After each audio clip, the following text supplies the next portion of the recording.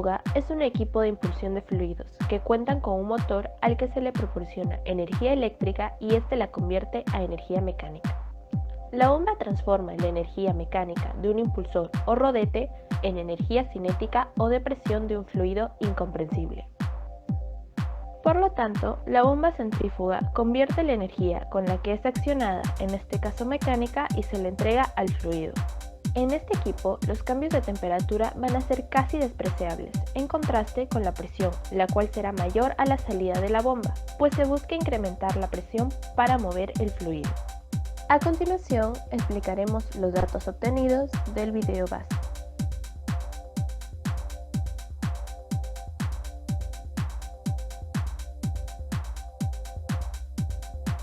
La bomba a analizar es del modelo TPM-60. Diseñada por la marca Humboldt.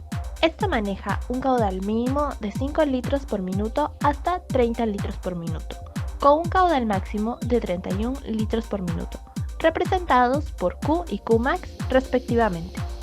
Adicionalmente tenemos el voltaje o alimentación de 220 voltios, el cual es monofásico. La frecuencia de red eléctrica, que es de 60 Hz o 60 ciclos por segundo, y la velocidad de rotación del eje, que es 3.450 revoluciones por minuto.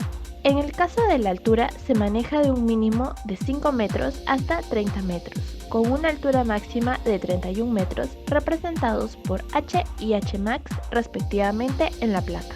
Luego tenemos el índice de protección, el cual indica el grado en el que una carcasa eléctrica, tal como un motor, se encuentra protegida contra la entrada de objetos sólidos y de agua. Se expresa como IP, seguido de 2 dígitos. Estos indican la protección contra los objetos sólidos y el agua respectivamente. Nuestro índice de protección es IP44, lo que nos indica que la bomba está protegida ante cuerpos sólidos de diámetro mayor a 1 milímetro y protegida también ante salpicaduras. La potencia generada de nuestra bomba es de 0,37 kW o 0,5 HP.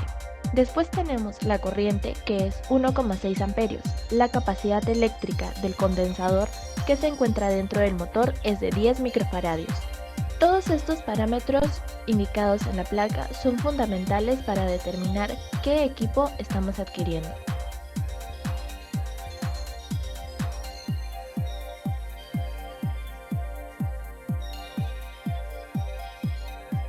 Al encender la bomba tenemos el voltaje actual de 227 voltios y el consumo de 1,34 amperios para este funcionamiento. Para realizar el ensayo se lleva la presión a 20 psi en el manómetro y a 2 pulgadas de mercurio en el vacuómetro.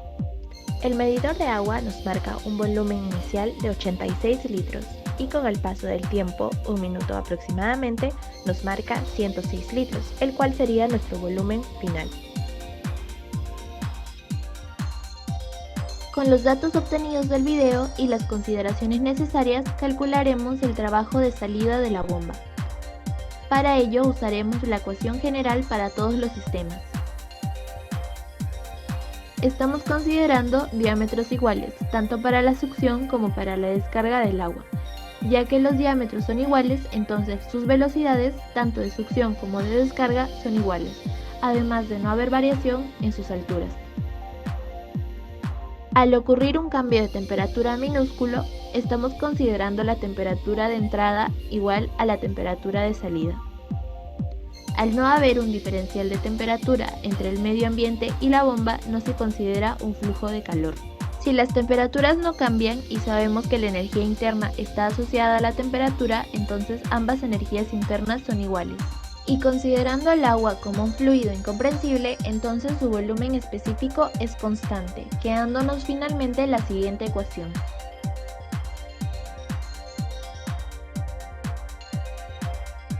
Reemplazando los datos en la ecuación obtenemos el siguiente resultado. El trabajo que le entrega la bomba al fluido o el trabajo que recibe la bomba por parte del motor, asumiendo un 100% de eficiencia, es de 0,04864 kW. Para calcular la eficiencia de la bomba dividimos la potencia teórica entre la potencia real. La primera es la que obtuvimos en los cálculos y la potencia real es la que nos muestra la placa del equipo. obteniendo de eficiencia 13,146%. Y esto debido a que los motores se sobredimensionan para el arranque y en plena operación normalmente producen menos que el nominal, lo cual se puede determinar haciendo una medición de corriente.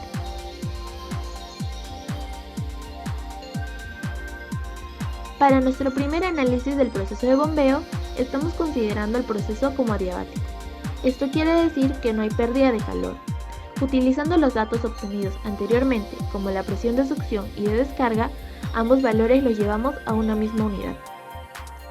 Además de ello, calculamos los volúmenes específicos a dichas temperaturas, debido a que se encontraban en estado de líquido comprimido y a una presión muy pequeña a comparación de las que se encuentran en la tabla A6 del libro Singer. Se utilizó la tabla del líquido saturado. Recordar que esto solo lo podemos hacer para el volumen específico, ya que si se hiciera lo mismo, por ejemplo, para las entalpías, estaríamos incurriendo en un grave error. Colocados los valores de la presión, el volumen específico y el flujo másico, se obtiene como trabajo de flujo de control el valor de 0,048732 kW, entendiendo dicho valor como el trabajo otorgado al fluido para poder elevar la presión hasta el valor fijado. Con respecto al análisis gráfico de presión-temperatura y presión-volumen, dichas dos gráficas se asemejan a rectas verticales, esto debido al cambio de presión que se genera. No hay un cambio considerable ni de temperatura ni de volumen específico. Es este el porqué de la tendencia. Proceso isotérmico. Para la realización de dicha gráfica se tomó en consideración que la temperatura de entrada del agua y de salida son las mismas, es decir, no hay cambio de temperaturas. Entonces utilizamos la curva de proceso isotérmico del software Thermograph y se procede a llenar los datos, fijando la temperatura en 303 Kelvin y colocando los parámetros de presión de succión y de descarga como variables, obteniendo la curva que se observa a continuación. Como se puede apreciar, el trabajo de flujo de control para este proceso es 0,048722 kW. Con respecto a las curvas, presión-temperatura y presión-volumen, la primera es una línea vertical, al no variar la temperatura, y la segunda se asemeja a una línea recta, al no haber un cambio significativo del volumen específico. Como último proceso está el isocórico. Como ya se mencionó anteriormente, al tratarse de un líquido comprimido, se puede desarrollar como un fluido incomprensible, es decir, no habría cambio en el volumen específico. En el software se colocaría el volumen específico como valor fijo, en nuestro caso 1,005 por 10 a la menos 3, y como parámetro variable iría la presión de succión y de descarga, obteniendo los resultados que se pueden apreciar en la casilla debajo de los parámetros de estado. Se obtuvo de trabajo de flujo de control 0,048738 kW. Con respecto a las gráficas presión-temperatura y presión-volumen, podemos observar que en la segunda gráfica hay una recta vertical, debido a una presión constante. Por otro lado, la primera gráfica se asemeja a una vertical. Esto debido al cambio de la temperatura, que es muy pequeño. Comparando los tres procesos, adiabático, isotérmico e isocórico, se puede apreciar que tienen similar forma en sus curvas. Debido a la escala de acercamiento en la cual están, se observa separadas, pero esta distancia es pequeña. Teniendo como referencia el proceso adiabático, se observa que el isotérmico consume menos trabajo de volumen de control, partiendo de los mismos estados y llegando a los mismos. Y con respecto al proceso isocórico, este consume mayor trabajo de volumen de control.